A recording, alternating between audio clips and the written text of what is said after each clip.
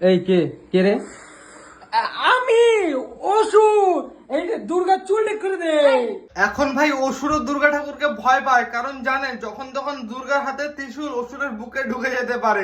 ওর জন্য দুর্গা চুল ঠিক করে দিচ্ছে, একটু যদি শান্তভাবে বসে থাকে। মহালয়ার আগে কিছু নাটক দেখতে পারবা, যেগুলো এখন থেকে শুরু হয়ে গেছে। ছাপড়ি, যার নাম হচ্ছে বৃষ্টি বৌদি, আশা করি তোমরা সবাই চিনে গেছো। বৃষ্টি বৌদি আর বৃষ্টি বৌদির বর দুজন মিলে অসুর আর দুর্গার খেল খেলছে, কিন্তু আসল খেলা তো হয় এদের রাত্রে। ও মা ক্ষমা করে দাও মা। রাগ হয়েছি হ্যাঁ, মা খুব রেগে আছে। হ্যাঁ দাদা, ঠিকই বলেছো, মা খুব রেগে আছে। বলছি ভালো মতো যদি মারামারি না করতে পারো, রাত্রেবেলা কিন্তু খুব কেলাবে যখন শুতে যাবা। এখনকার দিনে অসুর আর শ্বশুর দুটাই একই বাল।